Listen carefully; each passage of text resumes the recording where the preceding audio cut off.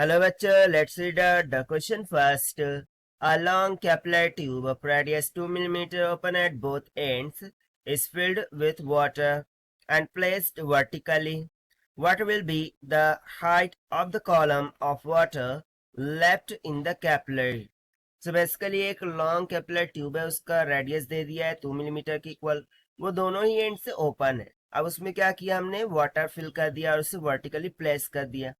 सो कितनी हाइट तक जो वाटर है उस कैपिलर ट्यूब में लेफ्ट रह जाएगा, बाकी रह जाएगा, वो हमें कैलकुलेट करना है क्योंकि बेसिकली दोनों तरफ से ओपन है। सो वन एंड से वो ऑब्वियसली वाटर लीक तो होगा ही ना। फर्दर क्या बोल रहा है, the thickness of the capillary walls is negligible, surface tension of water is 73.5 × 10⁻³ newton per metre. तो चलिए स्टार्ट करते हैं हम सॉल्यूशन से, but before of its let's talk about the key concept which we are going to use here for this question. So basically यहाँ पर हम surface tension वाले फॉर्मूले का उपयोग करने वाले हैं। यानी कि यदि मैं बोलूँ जो भी एक्सेस प्रेशर होगा that is p, this should be equals to 4 times of surface tension divided by r के इक्वल होगा, जहां पर आर रेडियस हो गया, s surface tension, p excess pressure हो गया। तो चलिए स्टार्ट करते हैं फाइनली। सो देखिए कुछ इस तरीके से ट्यूब होंगी, उसको वर्टिकली प्लेस किया गया है, राइट। सो बेसिकली इतना वाटर लेवल और इतना वाटर लेवल उसमें बाकी रह जाएंगे। सो उसकी हाइट को हम मान लेते हैं कुछ एच के इक्वल, ठीक है। यानी कि आफ्टर सम टाइम इतना वाटर उसमें रह जाएगा बिकॉज ऑफ सरफेस टेंशन, ठीक है। सो ये जो हाइट है एच वो हमें यहाँ पर कैलकुलेट करनी होगी। तो चलिए कैसे कैलकुलेट करेंगे।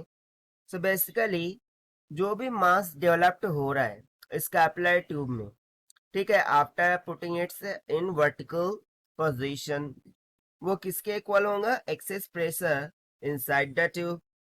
सो यहाँ से सिंपली हम बोल सकते हैं कि एक्सेस प्रेशर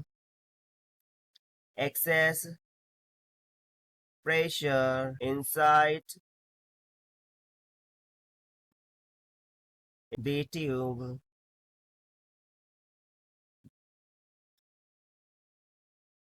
वो इक्वल हो जाएगा किसके, ग्रेविटेशनल फोर्स के, ठीक है।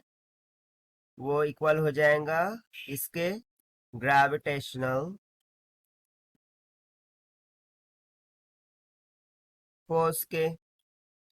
सो बेसिकली हम यहाँ पर जो एक्सेस प्रेशर है उसको किस तरह राइट डाउन करते हैं, from the concept this can be written as 4s divided by r and this should be equals to, so pressure क्या होता है, h रो g के इक्वल, यानी कि